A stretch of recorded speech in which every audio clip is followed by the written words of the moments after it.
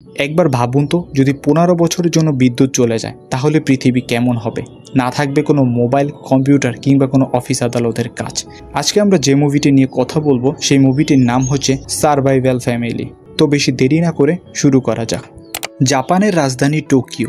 এই শহরে সবাই নিজেদের দৈনন্দিন কাজে ব্যস্ত। এই শহরে ইউসি নামের এক লোক তার পরিবার নিয়ে বাস করে। পরিবারে মোট 4 জন সদস্য, স্ত্রী মিচ্চু, ছেলে কেনজি, মেয়ে ইউ। কেনজি আর ইউ সারাক্ষণ তাদের ফোন নিয়ে ব্যস্ত থাকে। তাদের বাবা অফিস থেকে এসে টিভি দেখে, মিচ্চু রান্না করে। তাদের পরিবারকে দেখে বোঝা যায় তারা সবাই প্রযুক্তির উপর খুব বেশি নির্ভরশীল। মোবাইল, কম্পিউটার, টেলিভিশন এগুলোই তাদের বিনোদনের মাঠ। তারা একসাথে থেকেও যেন একে অপর থেকে অনেকটাই দূরে। পরদিন সকালে ঘুম ভাঙতে ভাঙতে অনেকটাই দেরি হয়ে যায় সবার, কারণ আজ অ্যালার্মটা ঠিকমতো বাজেনি। তাদের এখন অফিসে যেতে হবে, কিন্তু কয়টা বাজে সেটাও তারা দেখতে পারছে না, কারণ বাসায় বিদ্যুৎ নেই। ঘড়িগুলো বিদ্যুতের মাধ্যমেই চলে, তাই সেটাও কাজ করছে না। অবাক করার বিষয় হলো আইপিএসও কাজ করছে না। ইউ ঘুম থেকে উঠে ফোন হাতে নিয়ে দেখে সেটাও বন্ধ হয়ে আছে, চার্জ শেষ। বিদ্যুৎ না থাকার কারণে গরমে তাদের অবস্থা নাজেহাল। ইউসি এই অবস্থা দেখে বিদ্যুৎ অফিসে ফোন করার চেষ্টা করে, কিন্তু ফোন কাজ করছে না, কারণ সেটাও তো বিদ্যুতের মাধ্যমেই চলে। ছেলেমেয়েরা স্কুলের উদ্দেশ্যে বেরিয়ে পড়ে, আর তাদের বাবা অফিসের উদ্দেশ্যে। তারা রুম থেকে বের হয়ে লিফটের কাছে গিয়ে দেখে সেখানে অনেক মানুষের ভিড়।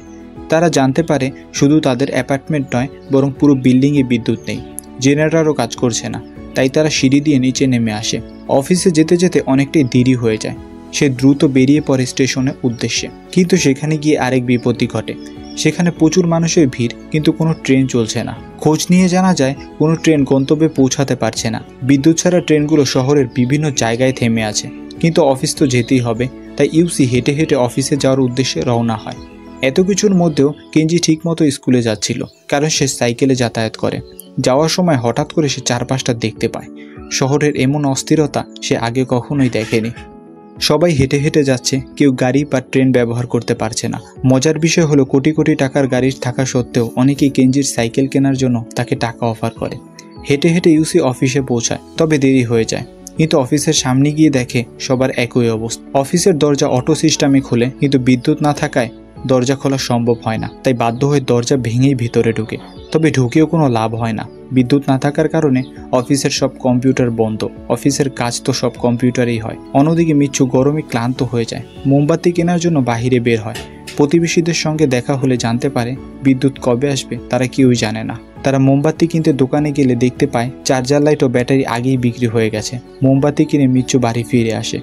অফিসে কাজ না হয় বস অফিস বন্ধ ঘোষণা করে। বিদ্যুৎ না আসা পর্যন্ত অফিস বন্ধ থাকবে, বেতনও অনিশ্চিত। শহরের দোকানপাট বন্ধ। খাবার আর পানির দাম আকাশ ছোঁয়া হয়ে গেছে। এক বোতল পানির দাম 300 টাকা পর্যন্ত উঠে গেছে। তারা গ্রামের বাড়িতে যাওয়ার সিদ্ধান্ত নেয়। সাইকেলে করে দীর্ঘ যাত্রা শুরু করে, সাথে কিছু খাবার এবং পানি নিয়ে।